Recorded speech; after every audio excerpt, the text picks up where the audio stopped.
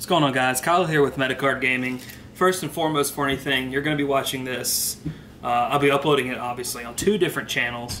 The Spoofy channel, which is my personal channel, and then also on the Metacard Gaming channel.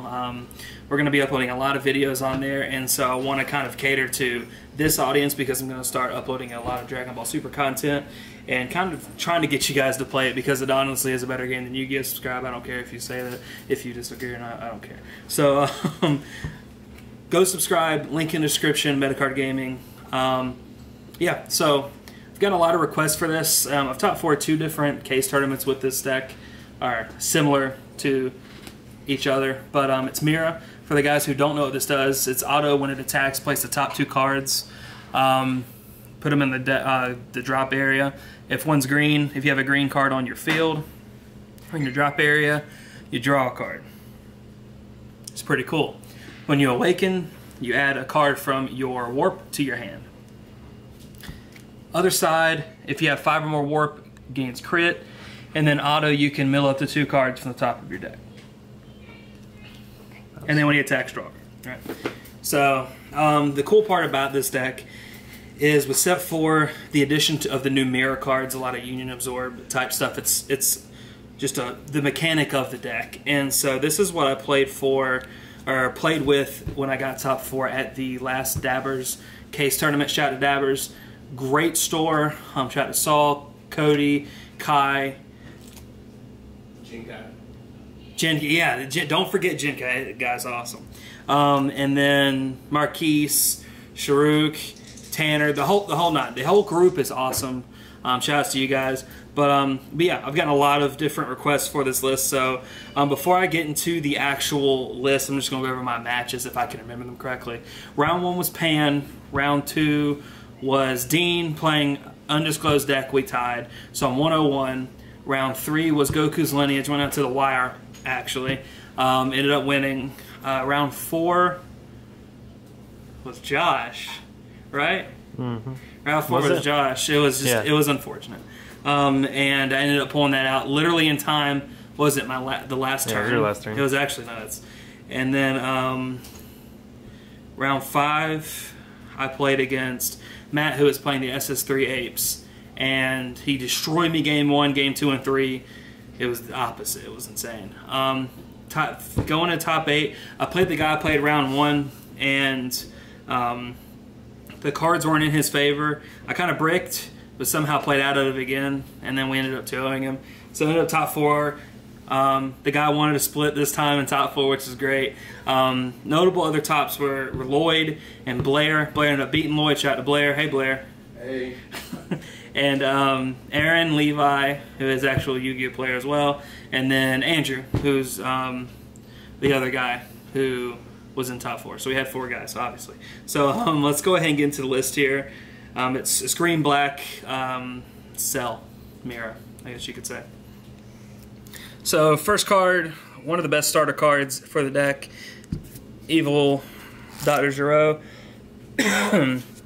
Looks for an android.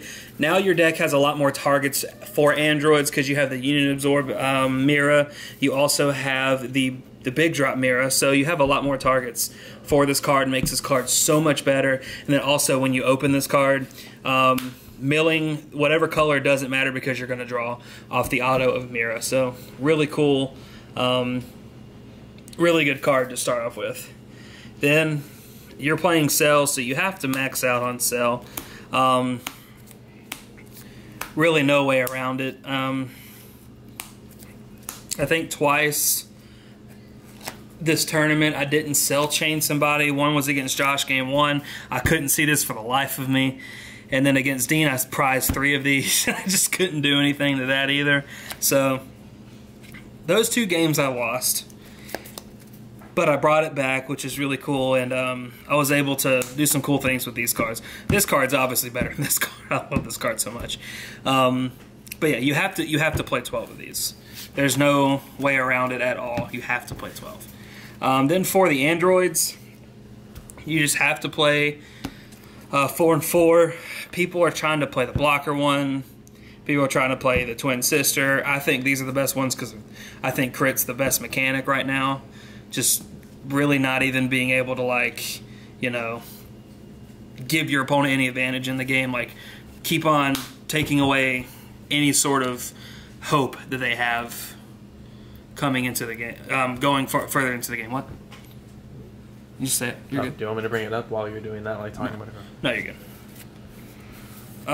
So yeah, only 8. It worked because you can search it. You go through your deck a lot.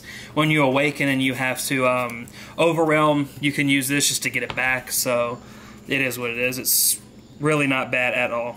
Now for the black package, the Mira Union Absorb stuff, we have the 1-drop Toa. Card's awesome. Look at the top 7. Add any Mass Saiyan or Mira from your deck to your hand.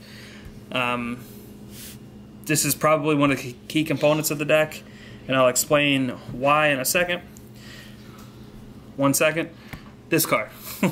Dark Absorption Mira. This is one of the new cards that are actually just came out. It's Union Absorb. It's Overwhelm 3, and then you pay 4 mana, and you get a Toa that's in your warp. Put it under this, and then you can play Mira Creator Absorbed. Now, this card is beyond stupid. People are just playing this card to play it. Because it's just that good in general. But when it's Union Absorbed, your opponent warps 3 cards from their hand, and then it gains double strike the turn it's played. And then also on top of that, its autos when it attacks. For each warp card, it gains 5,000 power for each.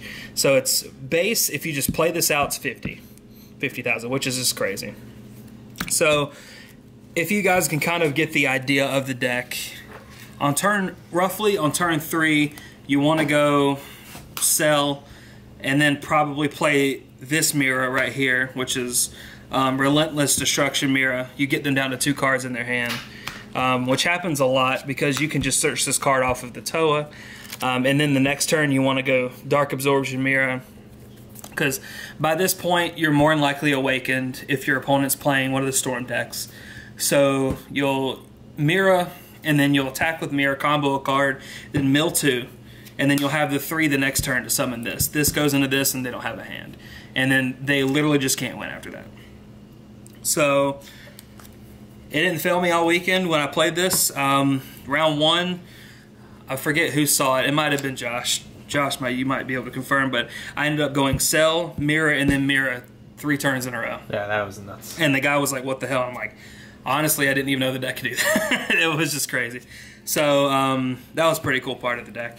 Part of the tournament. So you have to play this. The ratios I'm going to change a little bit. We'll go into that in a minute. I think I'm going to drop this down to 1, or drop this down by 1. I think 3 is needed for this because you can also just drop it, you know, fuel your warp, and then also Union Absorb, because even if it's in your warp, you can play it from your warp, which is cool. This card's really good just because obviously it's just a free Overwhelm to discard a card from your opponent's hand, so it's really key to really get your opponent's hand down to 2 the turn before you want to Mira chain them.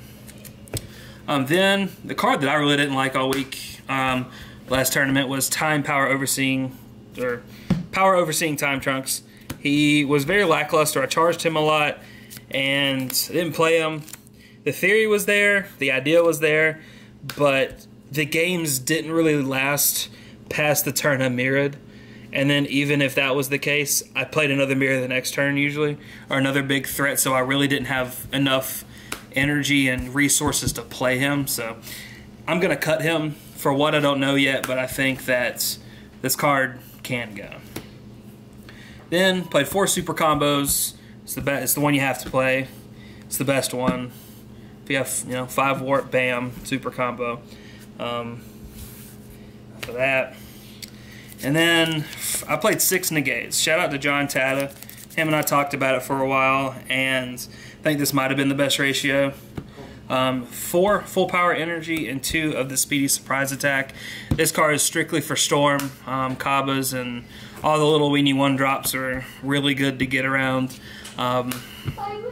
Every single time they drop a 1-drop, I think I've had full power energy. Of course, I play 4. And then this card's really good for like stopping a really wide board because you can negate and kill something else, and it essentially stops 2 attacks. So I think going forward, I don't know. I think going forward, this still has to stay at 4. I don't know if this bumps up to 3, but it's a possibility. we'll just have to see when we go into more tournaments. No side deck. So yeah. But that's pretty much the deck. Hopefully you guys enjoyed it. Leave a like if you enjoyed the list. You know, dislike it if you didn't. But again, if you didn't like it, rewatch the video. Guarantee you like it a second time. Damn, that's old. So yeah, that's pretty much it. Subscribe to Metacard Gaming. We'll be posting a shit ton of videos there. And yeah, that's pretty much it for me. I'm Kyle with, whoa, I almost said it. Kyle with Metacard Gaming. And we'll see you guys in the next video.